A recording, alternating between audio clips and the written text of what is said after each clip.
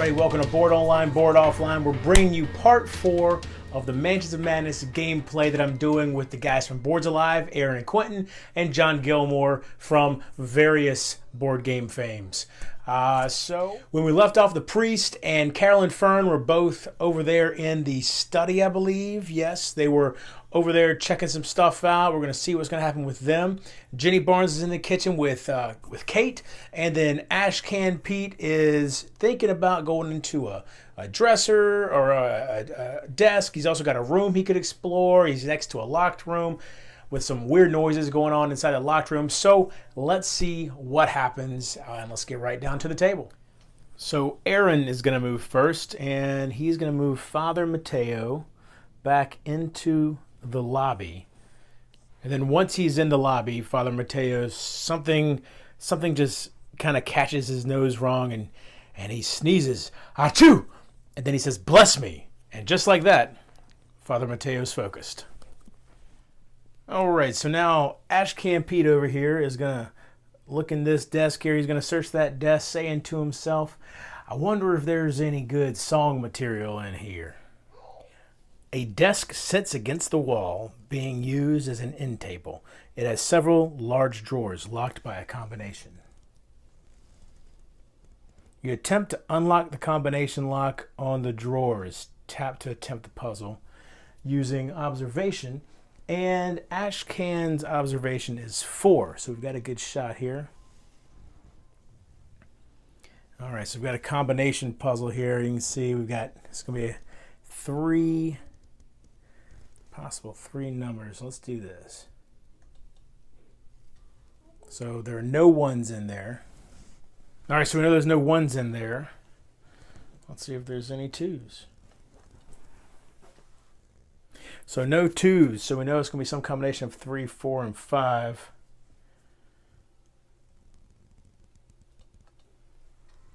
And no 3s, the only 4s and 5s. All right, now this last guess is the last one without using any clue tokens. He does have 2 clue tokens.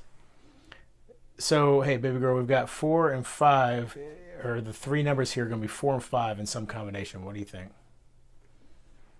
5, 4, 5.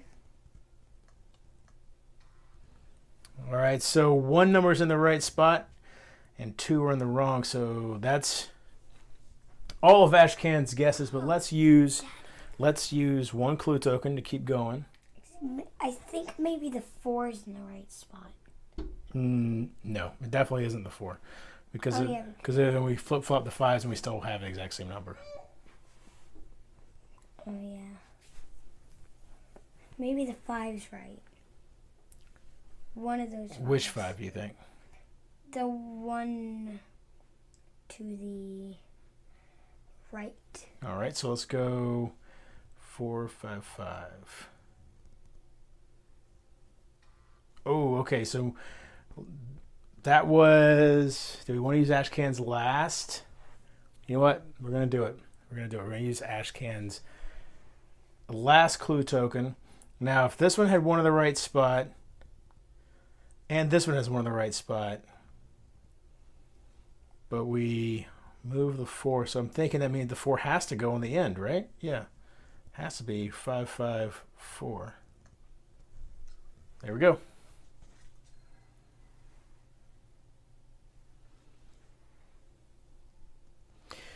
You figure out the combination and the drawers pop open with an audible click. Inside you find a grotesque statuette of an octopoid dragon and something else that might be of use. Gain the whiskey common item, the grotesque stone unique item, and 1 clue. All right, so Ashcan gets 1 clue token back. And then the grotesque stone unique item, it is evidence thousands of years seem to be recorded in this statue's dim and greenish surface of unrecognizable stone.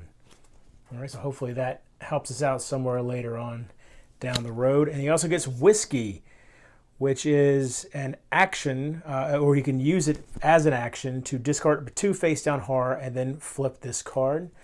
And then at that point, it is a bladed weapon because you smash the bottle and you can use that as a bladed weapon. So that's pretty awesome right there.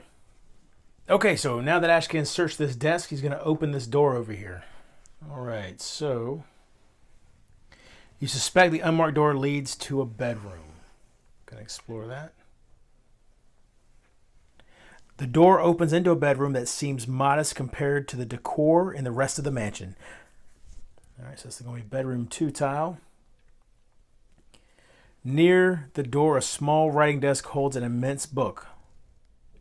A large sofa sits against the near wall opposite the master bed. And Quentin can move 1 space into the explored area. And there he goes. All right, and so the final investigator to go in this investigator phase is going to be John Gilmore's Kate Winslet. And the first thing she's going to do is pick up this knife, because Kate doesn't have any, well, she does have 2 spells, but she doesn't have any physical weapons yet. So she has that knife now, which is a melee weapon with 1 base damage. And then she's going to move into the kitchen. All right, I apologize. My camera messed up when we entered the Mythos phase, but this is the first thing that has occurred. All right, sorry about this. Had a couple technical issues.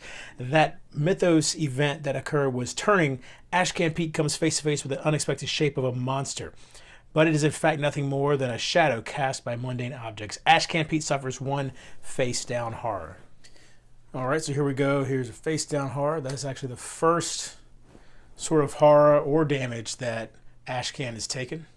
Next, a robed figure appears from a secret door and begins searching around. Upon seeing signs of other people, the figure yells, "There's someone here!" You hear a muffled response from another part of the estate. "Get rid of them!" Spawn a witch is indicated. I guess really that would have been more like, "There's someone here!" since that's going to be a female witch. All right, so that's going to go right here next to Carolyn Fern. The witch moves up to 2 spaces to be within range of as many investigators as possible. Then it attacks each investigator within range. All right, so real quick, I won't do this full explanation every time we do a movement, but basically, so the witch is going to move up to 2 spaces, which means she can move as far as right here. But the key is move up to 2 spaces to be within range of as many investigators as possible. Well, if she moves here, she'll still be within range of this investigator, just like she is right here. If she moves here, she'll still only be within range of 1 investigator, Father Mateo, because this door would block range to there, and this door would block range to here. So the witch is actually going to stay right where she is because she's already within range of as many investigators as possible. The monster attacks. The witch spins in a circle, cackling, arms flailing about. Hailstones erupt from the spinning witch, pelting you painfully. Suffer 2 damage. Agility negates. All right, baby girl, so you've got 2 agility, and the witch is attacking you, so you need to roll 2 dice. She's throwing hail at you. Hail? Hailstones, yeah. Roll it right about here so everybody can see. Right here. And, okay, now, so you got 1 success, and that negates 1 of the damage. You can spend 1 of your clue tokens. You've got 4 of them. You can spend 1 if you want to change that to success. You want to do that? Mm-hmm. All right. So there you go. So you negated all the damage. But guess what? What? Now you're going to have to do an evade test against the witch. What? So here we go. We'll confirm that. The witch calls you by a name you have not used since you were a child. Suffer 1 face down horror. There's not even anything you can do about it. So that's She's secretly my mom. You think the witch is secretly your mom? She need to put some clothing over those. Well, okay, yes. So the My mom knows. so look, hey. So all right, so you got 1 face down horror now. All right, so but don't worry, you're still at 7 sanity, so you should be all right. All right, so you are right here with the witch. What do you want to do now for your turn?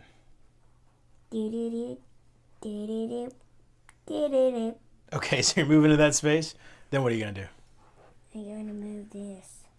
You're gonna barricade the door. All right, Barricade might be a it. good idea. Yeah, try to keep the witch in there. I'm just going to wait to shoot at the door. And Well, you don't gonna actually, be next to even though you have a gun in your hand, you don't actually have a gun. Wait, so now you can move 1 more space. So you can move to this space or that space, or actually you can move in here if you wanted to. But you can see Ashcan Pete's up here by himself. So where do you want to go? Into here. You're gonna go into the kitchen with us? Yes. All right. Where the gun girls do. Okay, and so now for my turn, we've got both Jenny Barnes and Carolyn Fern in the kitchen here, in the dining room, I suppose, actually. And I'm thinking that I'm going to talk to the butler 1 more time. Eugene calmly tells you what happened before you arrived. Several robed figures entered the mansion through the side door and took Mr. Vanderbilt to the tower. Soon after they arrived, I could hear them chanting. I'm going to go ahead and ask him, where is that? Those ruffians took Mr. Vanderbilt to the tower. You can get to the tower through the north door of the hall, but the door is locked. Mr. Vanderbilt likely keeps the key in his weight. I'm not sure if he would want me to trusting you with this. All right, so I'm going to test my charisma. My influence, actually, is what. Fortunately, I've got a 4 influence. Oh, okay. Not that's going to do much good with that. But maybe Eugene will be easily swayed. Let's see.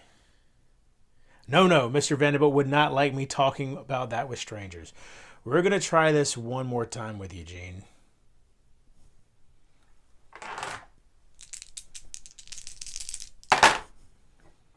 Okay, so I've got 2 investigation symbols and a success as well. But of course, I do not have any way to deal with these. I don't have any clue tokens, so I'm going to have to use my lucky rabbit's foot. I probably should use it last time. I just didn't quite think about it.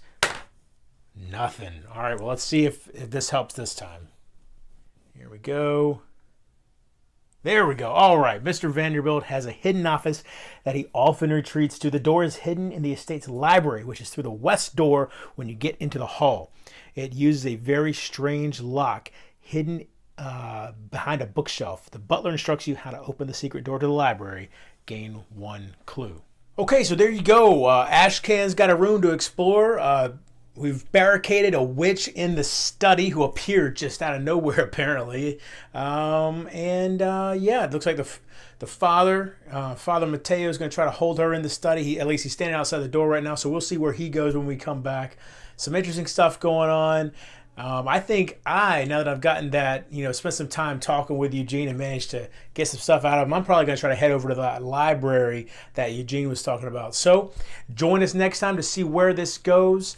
Thank you again to Aaron, Quentin, and John for giving me their moves, and we will get right back to you as soon as we can with the next part of the Mansions of Madness gameplay. And until next time, if you're bored online, board offline.